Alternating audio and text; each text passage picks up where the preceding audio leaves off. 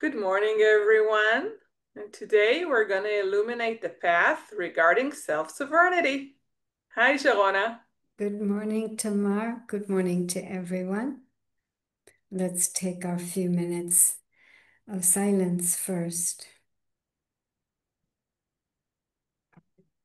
Because when we go into silence, we're not just going into nothingness, but we're going into light, enlightenment, a space inside me which can illuminate the path. The mind could give me so many different directions. But this is outside the mind. Simple, clear, clean, like the countryside on the first day of spring.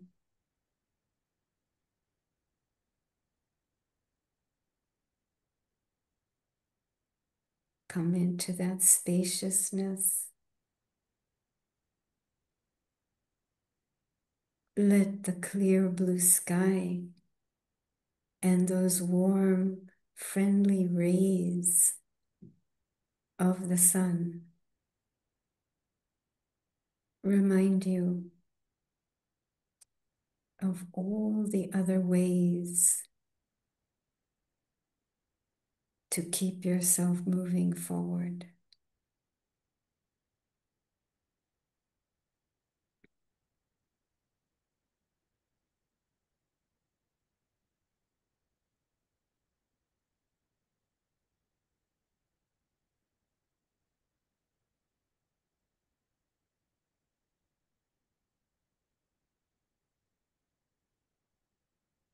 Om Shanti. Om Shanti. So our thought for today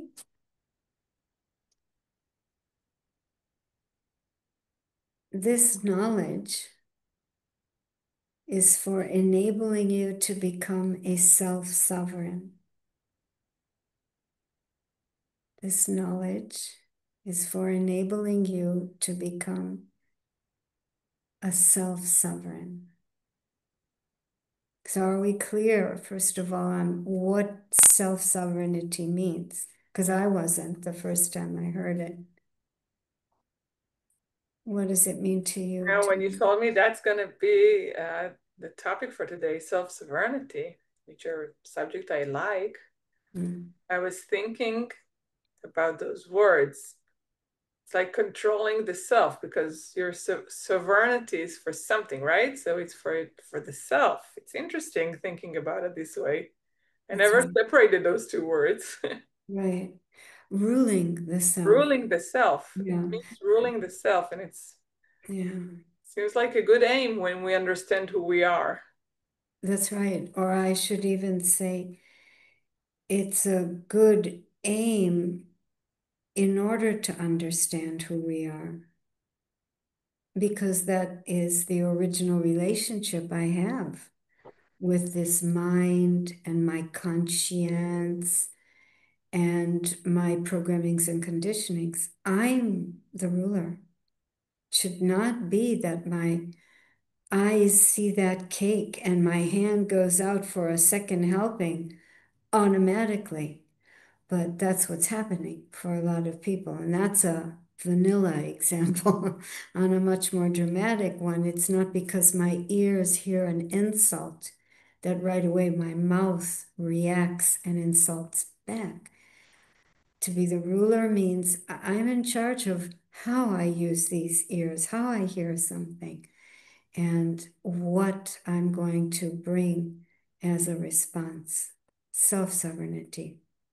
Take back the kingdom of the self. Yeah, when we're talking about it, it's you understand it's the self is our senses, our thoughts, what we talk, how we behave, Our feelings. our feelings, Our programmings. Mm-hmm. And I think you're talking about the knowledge. I think a lot of people want to control themselves, but in a good manner. Not, we talked sometimes about the word ruling or controlling.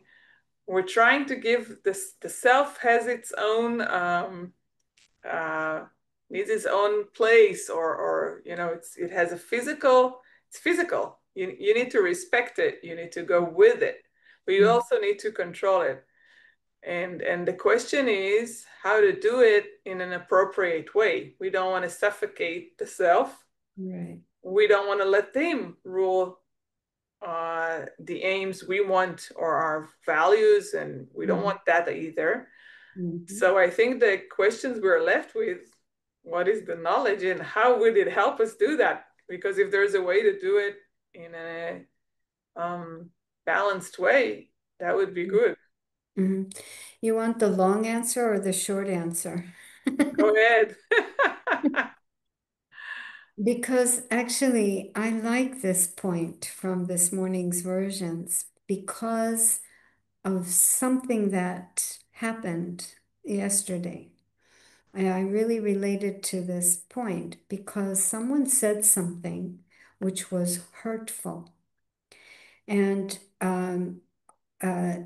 honesty, which I think is part of the recipe for becoming a self-sovereign, I had to honestly look at that. I wasn't sure at first if it was hurtful, but it certainly went in. It went in. Some foreign element entered my kingdom because I was disturbed. And my mind kept going to it again and again. Two signs that I'm not running the show. So I was looking at this thing and trying to understand why did it enter and disturbing me. And, one of the best ways I can sum it up at this point, and by now it doesn't disturb me at all, it's not in. I've been able to kindly show it the way out. Is it went in because there's still space inside, which is not full enough to keep out invaders. Basically, that was my conclusion. And space inside that doesn't allow any thoughts or feelings that I don't want to be there, that's fulfillment. That's being full inside. And the fullness has to be the understanding and the experience and the practice of my eternal identity. So you're saying, we also have a body and we have an identity based on the body. Like you're saying, we're not going to repress, suppress. Yes, I'm on a diet, but there's that extra piece of chocolate cake. Okay, sometimes I'm going to take the cake, and I'm not going to be hard on myself. I'm giving a very vanilla example. But ultimately, I can do all sorts of things to cut out that greediness, because it's going to be a second piece of chocolate cake, right? But the thing driving me to take that extra piece of cake will not have been addressed. In other words, if I start eating greens, my sugar cravings might go down. If I don't allow any chocolate cake in the house, that could help. I might get super sick from that third or fourth piece and might even end up throwing up and then taking medicine, and then everything's fine. My stomach doesn't hurt anymore, but I'll have not taken care of the root, which is some kind of emptiness, which I'm trying to fill with that extra piece of chocolate cake. And, on the much more subtle level, I probably was not, I know I still have work to do in just the absolute confidence that I'm on a path of truth.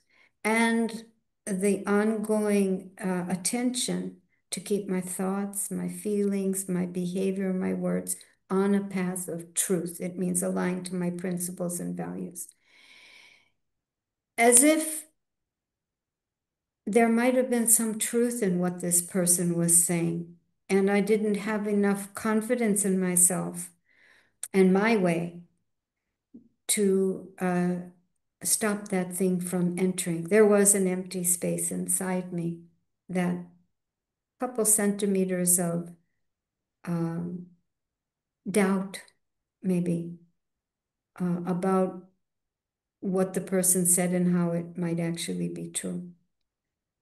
So fullness is really a question of, or knowledge, I should say, is really a question of the extent to which I can fill myself with all the aspects of the larger picture and honestly do my best to live accordingly.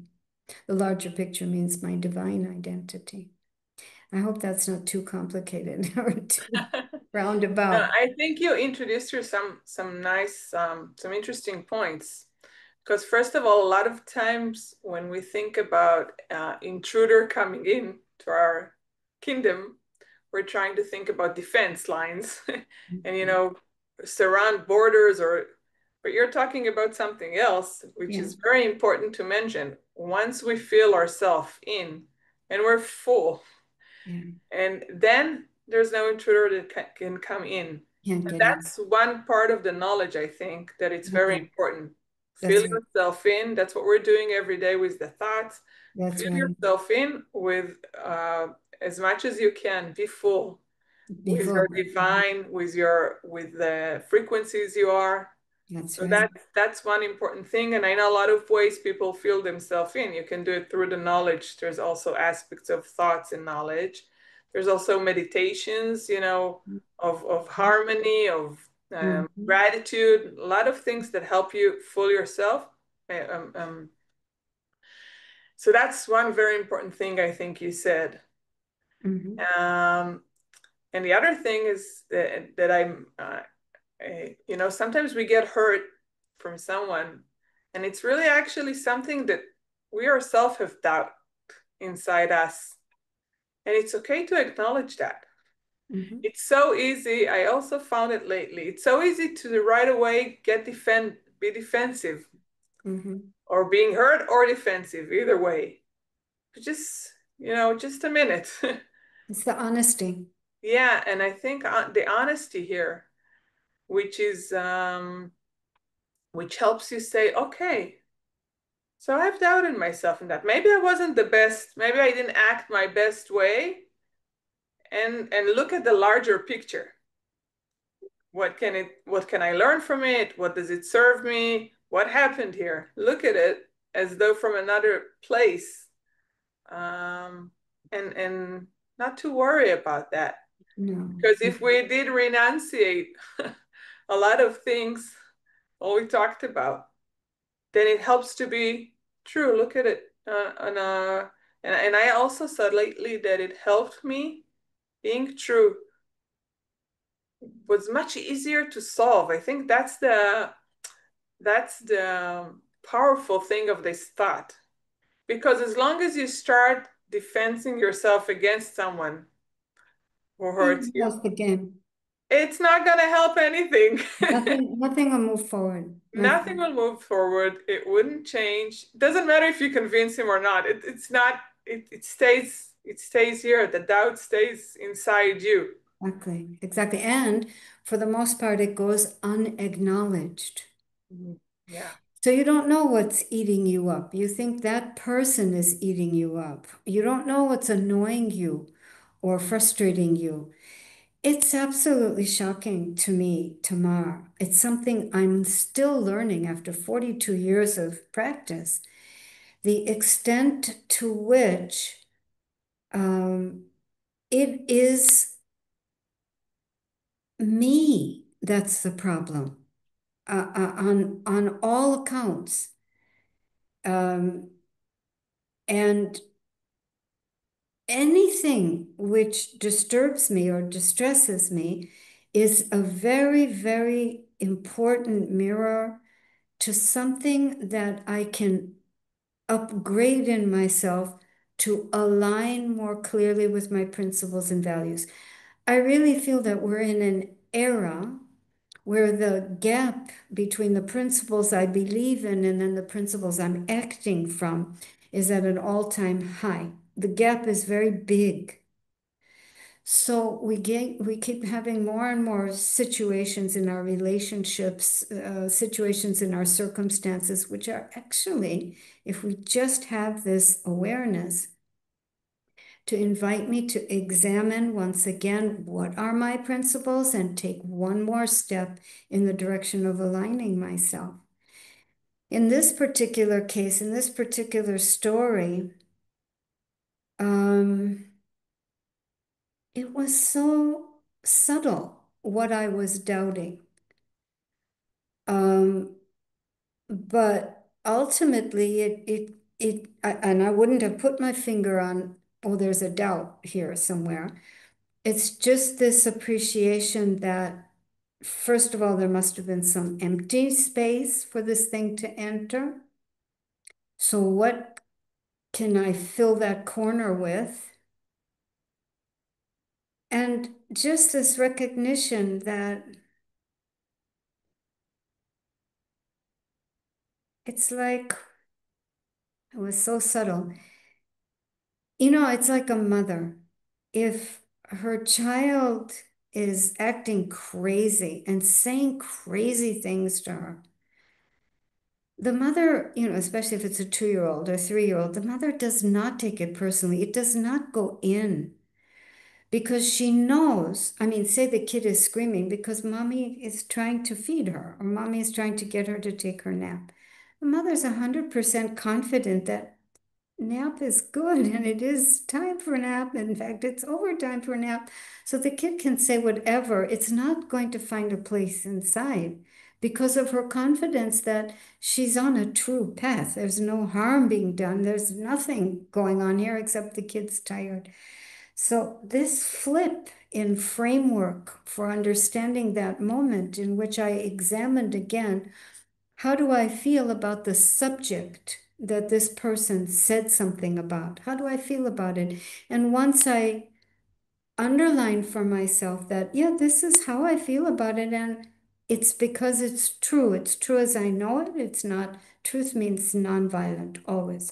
Nothing violent in it. It's true. As soon as I could reassure myself of that, this thing was out of the kingdom and I never thought of it again. And even better, I'll be able to smile at that person when she comes in front of me again, which is really huge. Yeah, it is. And I think that recognition, like you said, just seeing that this doubt, usually, especially when it's small doubts, usually just makes it go away. Yeah. And we Yeah. almost have to finish here, but we have like 2 minutes yet still. But you know, you're talking. I have to say something. You said it is me the problem, and I want to say we have a lot of strong energies going now. Like you said, could be through stress or a lot of strong energy, but they hold a really great present. I don't even, you know, when we say problem, it's okay because it is a problem, but I think it has such great gifts, and I feel them, such great gifts that they come to us because once you looked at your doubt, you did something much bigger Yeah. than if it wouldn't have come. So it's Yeah. not me the problem. It's like it's what it's in it for me. So That's right. That's right. Faith in the universe, it's not a hostile place out to punish me, but it just wants me to grow. Faith in the era we're in, very high principled, golden ways of being are going to be useful to the whole of humanity now. So it's a lot of power in truth, power of alignment, and power of giving and sharing. Okay. So off we go to that space where we can be assured of what is right, what is wrong inside in terms of how I want to be.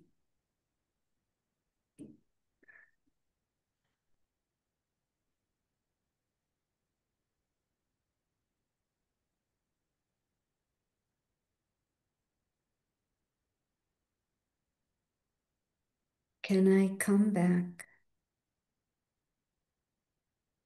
to this particular piece of wisdom? I am the being.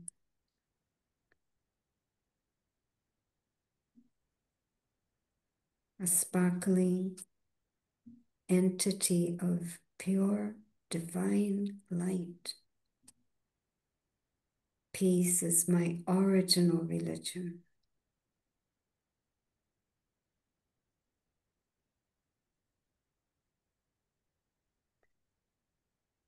As I claim it, I claim back my kingdom.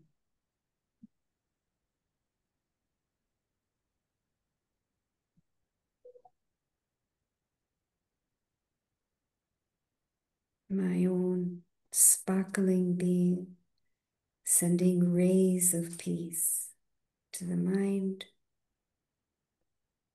to the eyes, the ears, the whole body, the room, the neighborhood, the world.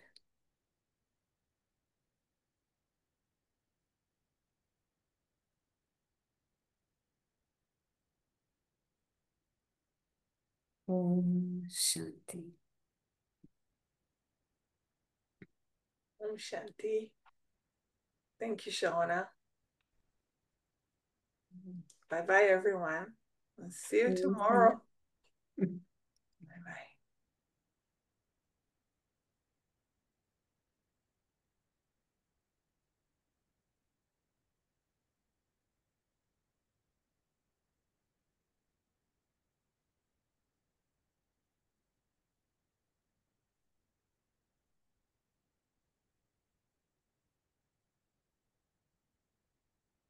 Mm-hmm.